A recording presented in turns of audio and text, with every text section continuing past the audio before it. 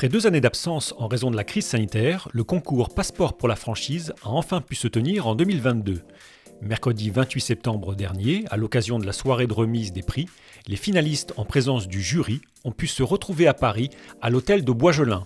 Il ne faut pas oublier que la franchise reste un modèle sécurisé et plébiscité par les établissements bancaires, comme nous l'a expliqué Marc Bonnemain, directeur du marché des professionnels à la Caisse d'épargne et dont la banque est partenaire du concours. C'est un modèle en fait qui part d'un concept qui est éprouvé et qui est complètement accompagné dans son concept de produit, accompagné dans sa capacité à se développer, accompagné dans les difficultés. Et on sait que c'est important d'être présent aux côtés lorsque les difficultés sont là.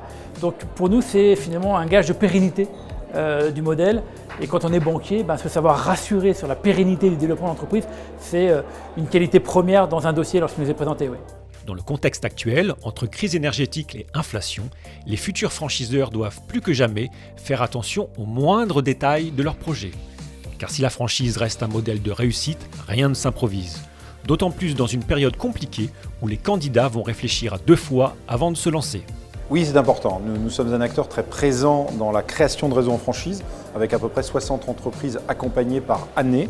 Et nous avons considéré qu'il fallait professionnaliser le lancement des entreprises en franchise. Franchiser, c'est un métier. C'est développer, animer, et il faut en maîtriser les techniques.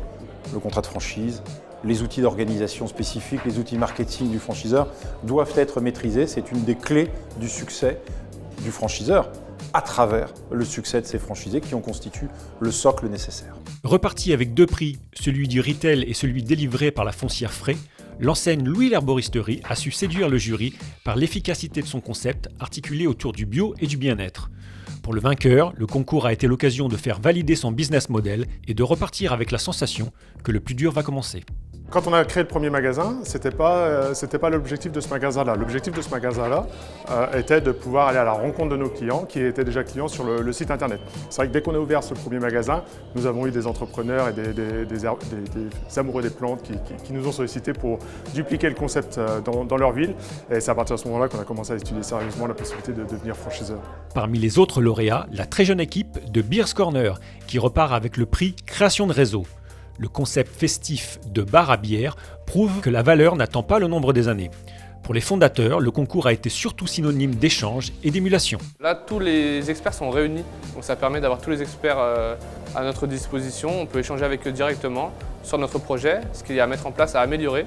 Et ça va nous permettre vraiment d'établir tout ce plan maintenant d'action qui va nous permettre de développer la franchise et de lancer l'activité pour nous de franchiseurs. Une 7e édition qui prouve une nouvelle fois tout l'engouement des entrepreneurs pour le modèle de la franchise. De quoi donner peut-être des idées aux futures enseignes en réseau qui souhaiteront en 2023 participer au prochain passeport pour la franchise.